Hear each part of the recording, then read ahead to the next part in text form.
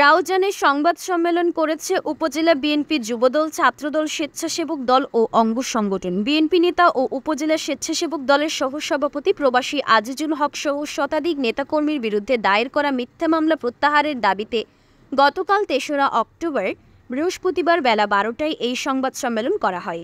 এতে লিখিত বক্তব্য পাঠ করেন চট্টগ্রাম উত্তর জেলা বিএনপি আহ্বায়ক কমিটির সদস্য, রাউজান পৌরসভা বিএনপির সাবেক সভাপতি আবু জাফর চৌধুরী। এতে উপস্থিত ছিলেন চট্টগ্রাম উত্তর জেলা স্বেচ্ছাসেবক দলের সিনিয়র যুগ্ম আহ্বায়ক নুরুল ইসলাম বাবলু, বিএনপি নেতার সাবেক চেয়ারম্যান ফাইজুল ইসলাম চৌধুরী টিপু, শ্রমিক দলনেতা দিদার তালুকদার, সাইদ আমান রানা, মুসা খান মেম্বার, নিজামুদ্দিন সুজন, সাবেক ছাত্র দলনেতা তৌহিদুল ইসলাম, মোহাম্মদ আলী, জাহেদুল ইসলাম, সাইফুদ্দিন রিপন, কবির আহমেদ, হাসান বাহাদুর সহ আরও অনেকেই।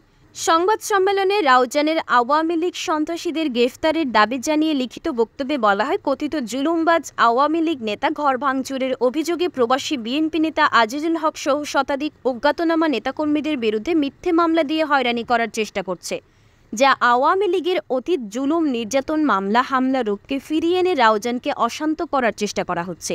অবিলম্বে এই ঘটনার সুষ্ঠু তদন্ত এবং বিএনপি নেতা আজিজুল হক সহ সকলের মামলা প্রত্যাহার করে নিতে হবে, অন্যথায় রাউজান বিএনপি ও অঙ্গ সংগঠন ঐক্যবদ্ধভাবে কঠোর আন্দোলনে নামতে বাধ্য হবে।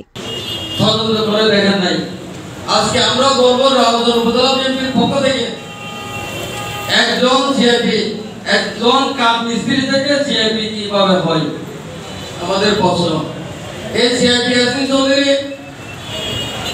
টেন্ডারবাজি থেকে শুরু করে বিদেশের শত শত মানুষকে পিছিয়ে দেওয়ার প্রতারণা করে এবং বিভিন্ন লুটপাটের সাথে উনি জড়িত।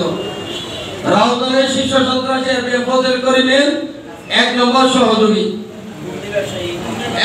সহযোগী এবং হুন্ডি ব্যবসায়ী, স্বর্ণ চোরা কারবারের মদতদাতার ঘরপাতা এই ইয়াসিন চৌধুরী।